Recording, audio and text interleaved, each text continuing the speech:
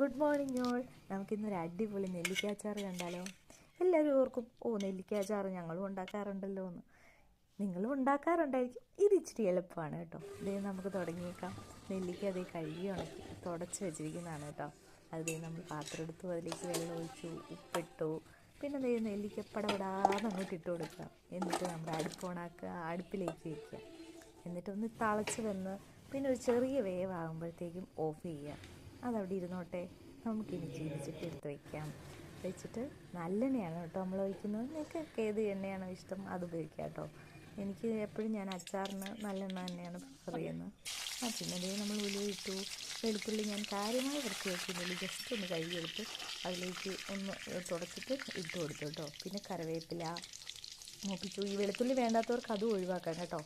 പിന്നെ നമ്മൾ മുളക് പൊടി ഇടുന്നു, കായം ഇടുന്നു. ഇതിന് കളർ എന്നോട് ചോദിക്കരുത്.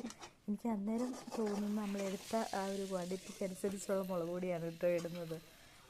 അതിന് ശേഷം നമ്മുടെ നെല്ലിക്ക വേവിച്ചത് അതിനകത്തോട്ട് ഇടുകയാണ് കേട്ടോ. ഇത് ഒരുപാട് നേരിട്ട് വേവിക്കുകയൊന്നുമില്ല.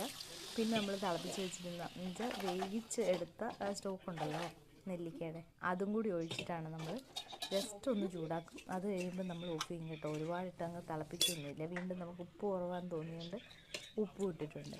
നമ്മൾ ഈ വെള്ളം മൊത്തം ഞാൻ ഓൾമോസ്റ്റ് കുറേ ഞാൻ ഒഴിച്ചു കേട്ടോ. കാരണം നമുക്കിവിടെ ചാറുള്ള അച്ചാർ വേണം. അതുകൊണ്ട് നിങ്ങൾക്ക് ഈ അച്ചാർ ഇഷ്ടപ്പെട്ടോ?